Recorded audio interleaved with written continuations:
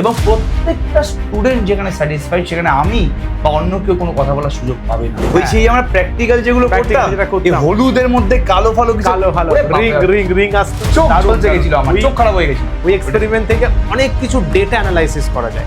Quantum mechanics নিয়ে একটা physics বলেছিলেন যে কোয়ান্টাম মেকানিক্স যে বলে যে সে জানে, হয় সে মিথ্যা কথা বলছে অথবা সে পাগল।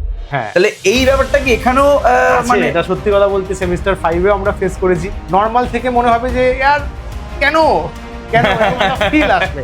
তো যা যা টপিক করানো হবে সবার প্রথম দুটো করে লেকচার যদি কেউ ভালো করে প্রিপেয়ার করে যায়, পাস মার্কের মোর দ্যান এনাফ চলে আসে। বাট আমরা এই সেমিস্টারে 2030 চ্যালেঞ্জ দেবো, এটা প্রমিস করলাম, একদম প্রথম দিন প্রমিস করলাম। যেটা প্রমিস করা হয় সেটা এসিসি এডুতে পালন করা হয়, এই নিয়ে কোনো সন্দেহ নেই।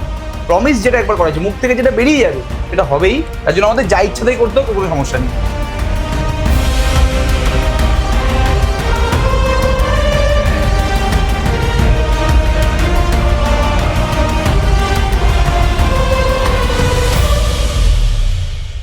তো সেমিস্টার 5 তো পুরোপুরি কমপ্লিট হয়ে গেছে, এবার সেমিস্টার 6 হবে, তোরা পদার্পণ করেছিস। এবং তোরা যতটুকু জানিস যে এই এসিসি এডু মানে তোরা যেটাকে অয়ন চক্রবর্তী ক্লাস বলে চিনতিস, সেটা কিন্তু গ্র্যাজুয়েশন লেভেলে সব থেকে বিশ্বস্ত প্রতিষ্ঠান all over the West Bengal. তোরা এই চ্যানেলে বা তোরা এই প্ল্যাটফর্মে কিন্তু এতদিন মোটামুটি ম্যাথামেটিক্স মেজরটাই পড়াতে আমাদের দেখেছিস। বাট লাস্ট 2-3 বছর ধরে আমরা কিন্তু বাদবাকি যে সাবজেক্টগুলো আছে like physics, chemistry, stat, computer science এবং ম্যাথামেটিক্স, এই সাবজেক্টের মাইনরগুলোকেও, মাইনর টিচারদেরকেও আমাদের প্ল্যাটফর্মে ইন্ট্রোডিউস করেছি। তো লাস্ট 2 বছর ধরে মাইনর টিচাররা, ক্লাসিফাইড মাইনর টিচার্সরা ডিফারেন্ট সাবজেক্টে তারা কিন্তু তোদেরকে পড়িয়ে আসছে এবং সেই লেভেলের ফেসিলিটি দিয়ে আসছে যেটা আমরা লাস্ট 9-10 বছর ধরে ম্যাথামেটিক্স মেজরে দিয়ে আসছি। এবং আমাদের যে অ্যাপ আছে সেই অ্যাপের মধ্যে যেইভাবে আমরা ম্যাথামেটিক্স মেজরের স্টুডেন্টদেরকে ফেসিলিটি দিই, ঠিক এক্স্যাক্টলি সেভাবেই বা তার থেকে মাঝে মাঝে বেশি লেভেলের ফেসিলিটি কিন্তু আমাদের মাইনর টিচার্সরা স্টুডেন্টদেরকে দিয়ে আসছে। তো বেশি কথা আমি বলবো না, এখন আমরা মেনলি সেমিস্টার 6-এ ফিজিক্সের সিলেবাস ডিসকাশনে এর জন্যই ভিডিওটা বানানো। এবং অয়ন স্যার আছেন, অয়ন মন্ডল স্যার, মোটামুটি লাস্ট 2 বছর হয়ে গেল না, মোটামুটি তো 2 বছর হয়ে গেল। 2 বছর ধরে কিন্তু স্যার এখানে ফিজিক্স মাইনরটা পুরোপুরি পড়াচ্ছেন, একাই পুরোপুরি দায়িত্ব সামলাচ্ছেন। এবং মানে আমি নিজের মুখে বলবো না যে কি লেভেলের ফেসিলিটি দিয়েছেন, যারা যারা পরীক্ষা দিয়েছে, যারা যারা পড়েছে ওনার আন্ডারে, এবং যারা যারা ফিজিক্স মাইনর পরীক্ষা দিয়েছে, লাইক যারা যারা এখন 5th সেমিস্টারে পরীক্ষা দিয়েছে বা 4th, 3rd, 2nd, 1st, তারাই কিন্তু ওনার ব্যাপারে বেশি ভালো বলতে পারবেন যে কি লেভেলের কমন তারা মাইনরে পেয়েছেন। জেনারেলি মেজরে ম্যাথামেটিক্স মেজর যারা আছে তারা কিন্তু মানে মাইনরটা ভালো করে পড়তে চায়, ঠিক আছে, বাট তারা একটু হেডেক ফ্রি থাকতে চায় যে ভাই আমি যদি কমন পেয়ে যাই, আমায় যাতে স্যার ভালো করে পড়িয়ে দেন, প্রিভিয়াস ইয়ারের কোশ্চেন সলভ করিয়ে দেন, অ্যাসাইনমেন্ট দেন, সেই প্রত্যেকটা জিনিস কিন্তু আমাদের এখানে প্রতিনিয়ত করা হয়। তো sir, over to you sir, আপনি প্লিজ সিলেবাসটা একবার ডিসকাস করে দিন যে সেমিস্টার 6-এ কি কি সিলেবাস আছে। তো সবার আগে যেটা বলার, physics minor semester 6 syllabus discussion, এবার ওভার টু ইউ স্যার। আচ্ছা, আমাদের এখানে দুটো সেগমেন্টে দুটো পেপারে ডিসকাশনটা করতে হয়। একটা হচ্ছে ওয়েভস আর অপটিক্স যেমন রয়েছে, আর একটা হচ্ছে মডার্ন ফিজিক্স, কোয়ান্টাম যেখানে আছে। ওয়েভস আর অপটিক্সের মধ্যে প্রথমে যেমন থাকে অসিলেশন, যেটা আমাদের ক্লাস 11-এ SHM সিম্পল হারমোনিক মোশন, তারপরে SHM ইটসেলফ বলে একটা টপিক আছে, ওটা বেসিক্যালি বেস তৈরি করবে। তারপরে অসিলেশন স্টার্ট হবে, একদম সিম্পল হারমোনিক, যেটা একদম সিম্পল মোশনের, একদম মানে অসিলেটরি মোশনের সিম্পল ডিসকাশন। তারপরে শুধু ওয়েভসকে নিয়ে ডিসকাস হবে, ওয়েভস তরঙ্গ যাবে, এগিয়ে যাবে, তার ফিজিক্স কেমন হয়। এরপরে এটা হলো ওয়েভস পার্টস এর মধ্যে। এরপরে শুরু হবে অপটিক্স। অপটিক্সের এখানে দারুণ ডিভিশন করা আছে। এই জিনিসটা সবার কাছেই অন অ্যান এভারেজ একটু নতুন হবে। জিওমেট্রিক্যাল অপটিক্স, সেখানে আছে ফার্ম্যাট প্রিন্সিপাল, এটা বড় ইন্টারেস্টিং জিনিস হবে। সেখান থেকে আমরা প্র্যাকটিক্যালি রিফ্লেকশন আর রিফ্র্যাকশনের যে লগুলো হয়, যে সূত্রগুলো হয়, যেগুলো আমরা ছোটবেলায় পড়ি নর্মালি, সেটার ডেরিভেশন এখানে দেখব যে how it has been proved Fermat principle দিয়ে। তারপর ইন্টারফেয়ারেন্স অল্প কিছু আমরা পড়েছিলাম। এখানে বড় ইন্টারেস্টিং জিনিস হলো নিউটনস রিং আছে। ইন্টারফেয়ারেন্সে নিউটনস রিং বলে মানে ওনার নাম আবারই চলে এসছে সব জায়গাতে। নিউটন রিং মানে আমি একটু কাটছি, ওই সেই আমরা প্র্যাকটিক্যাল যেগুলো করতাম, এই হলুদের মধ্যে কালো ফালো কিছু রিং আসতো, চোখ জ্বলতে গেছিল, আমার চোখ খারাপ হয়ে গেছিল। ওই এক্সপেরিমেন্ট থেকে অনেক কিছু ডেটা অ্যানালাইসিস করা যায়, তো সেটা এখানে রয়েছে ইন্টারফেয়ারেন্সে। তারপরে আছে ডিফ্র্যাকশন আর পোলারাইজেশন। ডিফ্র্যাকশনটা খুবই অল্প পড়া হয় নিচু ক্লাসে, এখানে দারুণ ভাবে রয়েছে। ডেরিভেশনস আছে মানে ভালো রকম বড় বড়। ঠান্ডা মাথায় করলে খুব সুন্দর পড়া যায়। পোলারাইজেশন একটু লেন্দি আছে, কিন্তু এখানকার টপিকগুলো খুব ইন্টারেস্টিং আছে, মানে পড়ে মজা পাওয়া যাবে। যে টপিকগুলো আমরা নিচু ক্লাসে বা আগের এতে অল্প অল্প করে পড়ি, সেখানে এগুলো একটু বড় বড় করে ডিসকাশন করা হয়, তাহলে কি হয়, দেখার জায়গাটা খুব ইন্টারেস্টিং। এইটা টোটাল রয়েছে পেপার 1-এ। এবার পেপার 2-তে মাই গুডনেস স্পেশাল থিওরি, চরম জিনিস। যারা আগে ক্লাস করেছে বা পরে করবি, দেখতে পাবি যখন পড়াবো, মাইন্ড বগলিং এক্সপিরিয়েন্স হবে। স্পেশাল থিওরির যে টপিকগুলো রয়েছে ছোট্ট আছে, বাট তাও ইন্টারেস্টিং হবে। তারপরে অ্যাজ ইউজুয়াল কোয়ান্টাম স্টার্ট হচ্ছে, মাইক্রোস্কোপিক ফেনোমেনা, যেখানে ডেসক্রিপশন হবে। কোয়ান্টাম থিওরি রেডিয়েশন দিয়ে স্টার্ট হচ্ছে। এরপরে শুধু কোয়ান্টাম মেকানিক্সকে ফোকাস করে পুরো একটা বড় ডিসকাশন। এখানে অনেক কিছু আছে, অনেক কিছু জানার, অনেক কিছু শেখার, অনেক কিছু ফর্মুলার ব্যাপার আছে, ইন্টারেস্টিংও আছে। ঠিক এবার আছে, আমি কাটছি একটু। হ্যাঁ, কোয়ান্টাম মেকানিক্স নিয়ে একটা ফিজিক্স বলেছিলেন যে কোয়ান্টাম মেকানিক্স যে বলে যে সে জানে, হয় সে মিথ্যা কথা বলছে অথবা সে পাগল। হ্যাঁ, তাহলে এই ব্যাপারটা কি এখানেও মানে এটা সত্যি কথা বলতে সেমিস্টার 5-এও আমরা ফেস করেছি, আছে একটু আধটু আছে, মানে যেগুলো অদ্ভুত টাইপের, মানে নর্মাল থেকে মনে হবে যে ইয়ার কেন কেন ফিল আসবে। আছে, সত্যি কথা বলতে এখানে কিছু রকম আছে, বাট পড়লে, ভালোবেসে পড়লে মজা লাগবে এটুকু বলতে পারি। তারপরে সলিড স্টেট স্টার্ট হচ্ছে, ক্রিস্টাল স্ট্রাকচার, এগুলো বেসিক্যালি সলিডকে নিয়ে ফেনোমেনা। সলিড যে পার্টিকেলস গুলো হয়, কণাগুলো হয়, বডিজ গুলো হয়, তারা কিরকম ফিজিক্স শো করে, সলিডের স্ট্রাকচার, তার magnetic property, diamagnetic, paramagnetic, ferromagnetic, এইগুলো কেমন ডিসকাশন হয় সেটা রয়েছে। আচ্ছা, এতটুকুই মোটামুটি আমাদের সিলেবাস। আচ্ছা, আমি আমাদের ওয়াই চুজার যেসব আমাদের নিজের মার্কেটিং করার আগে যারা আমাদের কাছে পড়বি না তাদের জন্য বলছি, স্যার একটু ব্যাপারটা বলে দিলে ভালো হয় যে আমি যদি এই মডার্ন ফিজিক্স থেকে বলি, এই মডার্ন ফিজিক্স থেকে কোন কোন জায়গাগুলো বেশি ইম্পর্টেন্ট, মানে কোন কোন জায়গা থেকে বেশি কোশ্চেন আসতে পারে। অ্যাকচুয়ালি এখন সিলেবাস প্যাটার্ন যা আছে, প্রত্যেকটা টপিক যা রয়েছে সবই ইম্পর্টেন্ট। তো হোয়াট আই সাজেস্ট, যে সাপোজ এই টপিকটা আমি পড়াবো, 4টে হোক 5টা লেকচার, কিছু একটা হবে, প্রথম 2টো লেকচার মানে যা টপিক পড়ানো হবে, কারণ সবগুলো থেকে কোয়েশ্চেন আসে, সব থেকে আসে। তো যা টপিক করানো হবে, সবার প্রথম 2টো করে লেকচার যদি কেউ ভালো করে প্রিপেয়ার করে যায়, পাস মার্কের মোর দ্যান এনাফ চলে আসে। কারণ থার্ড লেকচার থেকে শুরু হয় প্র্যাকটিস, বা একটু বেশি টপ লেভেলের যদি দেয় সেগুলো ডিসকাশন। তো প্রত্যেকটা টপিক থেকে 4-5টা করে লেকচার থাকে, প্রথম 2টো করে লেকচার করলে that's a kind of suggestion বলতে পারি, যারা একদমই মানে একটু চাইছিস আর কি। সবগুলো খুব ইন্টারেস্টিং, সব থেকেই আসবে, কিন্তু প্রথম 2টো করে লেকচার একটু কভার করে নিতে পারলে পাস মার্ক চলে আসে, ভালোভাবে চলে আসে। আর বেটার মার্কস পাওয়ার জন্য তো বাকি লেকচারগুলো কভার করা দরকার। আচ্ছা, এইটা ব্যাপার। এবার মানে তাও স্যার আপনি বলছেন যে এই টপিকগুলোর মধ্যে কোনটা থেকে মানে সবটাকেই এভারেজ সেম মার্ক আসে, নাকি কোনটা থেকে বেশি মার্কস? এটাই, যেমন প্রচুর মার্কস আছে, এটা 15টা ক্লাস লেখা আছে, এটা প্রচুর মার্কস আছে, এটা হিউজ সেগমেন্ট ক্যারি করে। তো এখানেই প্রায় 7টা-8টা লেকচার হয়ে যায়। তো এখানে ওই 2-3টে লেকচার করলে কভার হয়, কিছুটা কভার হয়ে যায়, একটু স্ট্রেস ফ্রি থাকা যায়, যে না অ্যাটলিস্ট পাস মার্কটুকু চলে আসে। ঠিক আছে, এখান থেকে সব থেকে বেশি আসে, প্রচুর বেশি আসে, অনেকটা বেশি। আচ্ছা, আর আমি যদি বলি যে মডার্ন ফিজিক্স না বলে যদি ওয়েভ অ্যান্ড অপটিক্সটা বলি, আমি যদি ওয়েভ অ্যান্ড অপটিক্স মানে এই জায়গাটার কথা বলি, যে এই পার্টিকুলার এখানেও কি একই জিনিস যে সব জায়গা থেকে সেম মার্কস আছে, নাকি কোনো ফেভারিট টপিক বা কোনো স্পেশাল টপিক আছে? ইন্টারফেয়ারেন্স আর ডিফ্র্যাকশনটা থেকে বেশি কোশ্চেন আছে, এর পরেরটা যেটা রয়েছে। আচ্ছা, এই যে ইন্টারফেয়ারেন্স, এখানে একটা বড় টপিক আছে। আচ্ছা, এখান থেকে বেশ হিউজ অ্যামাউন্টে কোশ্চেন আসে। এরপরে রয়েছে এই যে ডিফ্র্যাকশন থেকে মোটামুটি পোলারাইজেশন বড় আছে ঠিকই, কিন্তু theory mainly theory. Diffraction, interference, derivations প্রচুর আসে, ডেরিভেশনস প্রচুর দেয়। তো ওখান থেকে যদি আমরা 2-3টে লেকচার করতে পারি না, ফায়দা হয়ে যায়। বাকিগুলো থেকে 1টা-2টো করলেও কাজ হয়ে যায়। ইন্টারফেয়ারেন্স, ডিফ্র্যাকশনটা ওখানে ইম্পর্টেন্স ক্যারি করে।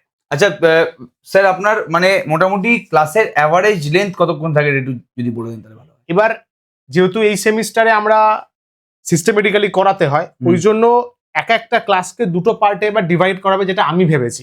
মানে শুরুর ক্লাসটা থাকবে, সেটা পেপার 1 ডিসকাস করলাম, তারপরের যে ক্লাসটা থাকবে সেটা পেপার 2 ডিসকাস করলাম। মানে একই দিনে 2টো করে পেপার আমরা কভার করব। একটা শুরুর টাইম থাকবে উইথিন 1.5 ঘন্টা, তারপরে একটা টাইম থাকবে উইথিন 1.5 ঘন্টা। 2টো করে পেপার প্যারালালি চললে কি হবে, কারণ সময়টা কম। এক্স্যাক্টলি, সময়টা কম, এটা সব থেকে চ্যালেঞ্জিং। ইভেন্ট সেমিস্টারে তো সময় আরো কম থাকবে, সময় কম। ওই জন্য 2টো করে পেপার একসঙ্গে করলে কি হবে, তোদেরও সুবিধা হবে, তাড়াতাড়ি কভার হয়ে যাবে। লাস্টে গিয়ে প্র্যাকটিস সেশনটা পাবো আমরা। আর প্র্যাকটিসের সময় যে টপিকগুলো রয়েছে সেগুলোর উপর ভালো ভালো কোয়েশ্চেন ডিসকাস করা হয়। এক্স্যাক্টলি। এবং যে পিওয়াইকিউ শিটগুলো দেওয়া হবে তাতে দেখতে পাবি আমাদের যে কলকাতা ইউনিভার্সিটি রয়েছে, অল ইন্ডিয়া লেভেলের অনেক ইউনিভার্সিটির কোয়েশ্চেন পাবি, বাইরের কিছু কোয়েশ্চেন পাবি ওভারঅল, কারণ এখন নয় মাইনরটা আর ওরকম নেই।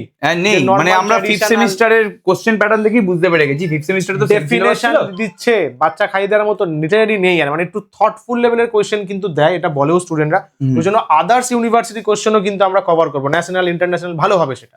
তো সেই টাইমটার জন্য আমরা শুরু থেকে দুটো পার্টে ডিভিশন করে, প্রয়োজন পড়লে একটু এক্সট্রা ক্লাসেস একটু দিয়ে। সময় বুঝে, মানে ডাবল করে ক্লাস আমাদের কভার করতে হবে একদিনে। আচ্ছা, কারণ এবার অয়ন স্যার বলবেন যে এই যে ওয়াই চুজ আস গুলো বলা হয়েছে, হ্যাঁ, এটা কি আমাদের এই সেমিস্টারে অ্যাচিভ হবে, যেটা আমরা প্রত্যেক সেমিস্টারে এটা অ্যাচিভ করে থাকি, বাট এই সেমিস্টারে কি অ্যাচিভ হবে? আমি আগের থেকে বলে দিই, আগের সেমিস্টারে আমরা কিন্তু 25 টেস্ট দিতে পারিনি।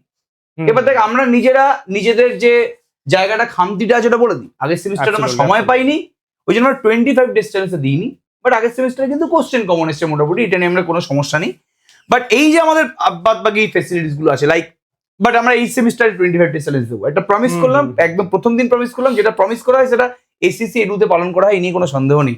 প্রমিস যেটা একবার করা হয়েছে, মুখ থেকে যেটা বেরিয়ে যাবে সেটা হবেই, তার জন্য আমাদের যা ইচ্ছা তাই করতে হবে, কোনো সমস্যা নেই। Recorded lecture of every online offline আছে, এটা স্বাভাবিক ব্যাপার স্যাপার। অফলাইন ক্লাসে যদি হয়, অনলাইন ক্লাসে যদি হয়, তাহলে রেকর্ডেড লেকচার আমাদের নতুন যে অ্যাপ আছে এসিসি এডু অ্যাপ, সেখানে পেয়ে যাবি। Experience major and minor teacher, এক্সপিরিয়েন্সের ব্যাপারে তো কথা বলা উচিতই না।